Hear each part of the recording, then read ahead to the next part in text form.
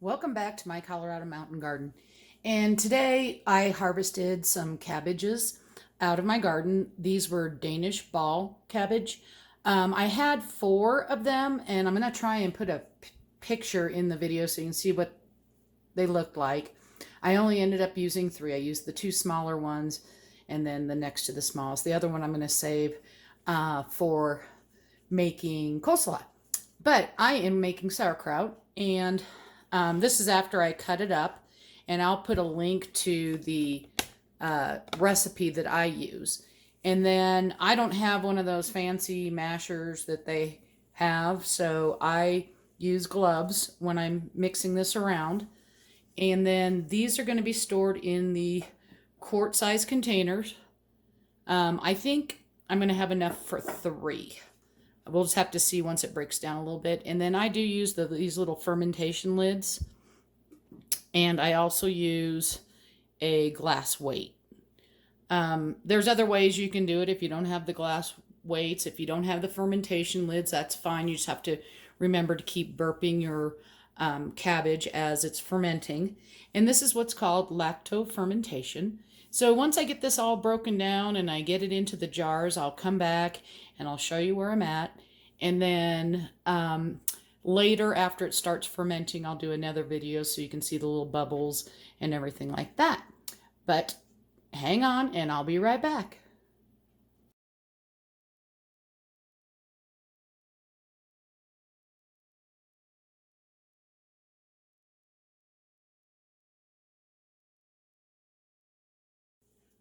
All right, I'm back now, and some things that I didn't go through was the actual recipe. So I'm going to post the link to the recipe below, and I don't have everything that he used. As I packed my cabbage in, I just used a wooden spoon. I still have my gloves on. If you want to use your bare hands, you can, but I try to be as sanitary as possible. For this recipe, what they ask you to do is to weigh your cabbage. So I have a scale and I put the bowl on and I teared it off, and then I put the bowl on, put all the cut cabbage in it, and that ended up being 3.023 grams of cabbage.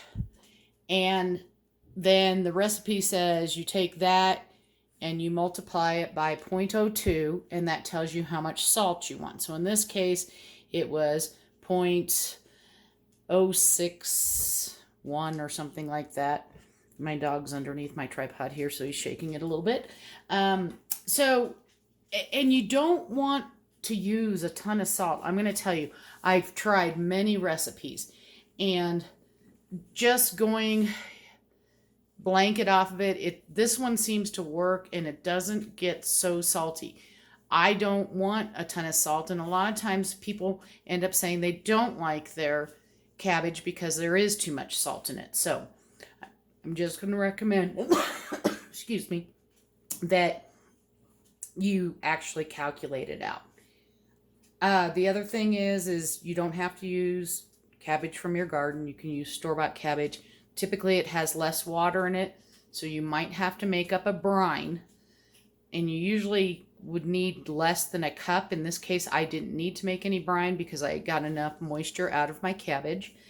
And if you make up the brine, again, you don't want to use a lot of salt. So let's say to a cup of water, and I usually just use hot tap water if I'm making it with, and have it made up in advance if I'm using store-bought cabbage, because I know it doesn't have as much moisture in it because it's not as fresh as coming directly out of my garden. So I will make up about a cup, and to that cup of water I put between a 1.25 teaspoons of salt. And I just use hot water and let the salt dissolve. You want to use something like a kosher salt or a sea salt. You do not want to use table salt.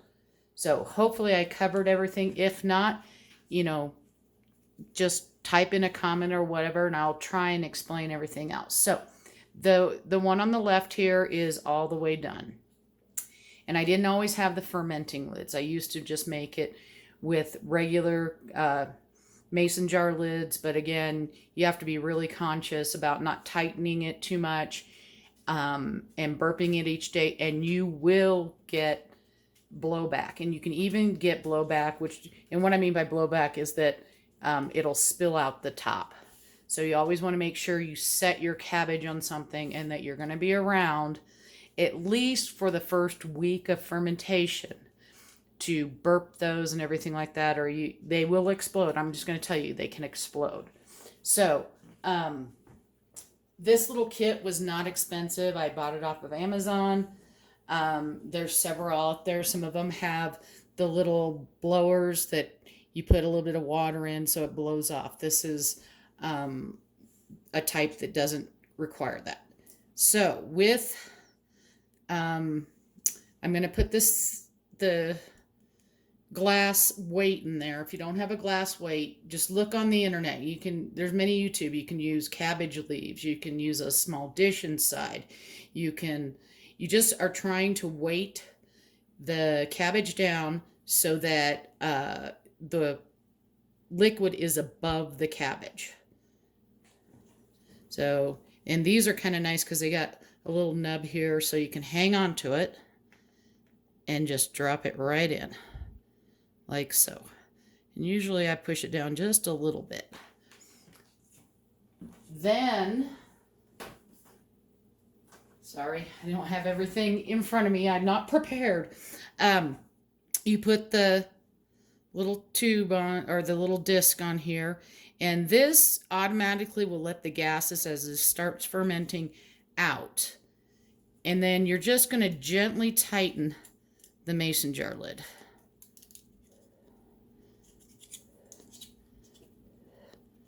Not a lot. Again, we're going to be creating a seal here, so that's not important that that's super tight right now. And if you're going to use just a regular mason jar, you really want that to be a little bit loose because you have no way to get those gases out if you tighten it down too much. Now, my little kit also came with this. It pulls the air out, and it does that by, you just slide it over the top, and usually only takes a few, 2, maybe 3 little suckages of the top, and pulling it up pulls the air out. Now, what this is also good for, and why I switched to these types of lids, is because I will let this ferment for at least 2 weeks on the counter before I taste it. And then I can recreate my airlock with this. So that's what's kind of nice about these. And like I said, this isn't the only brand. There's several out there.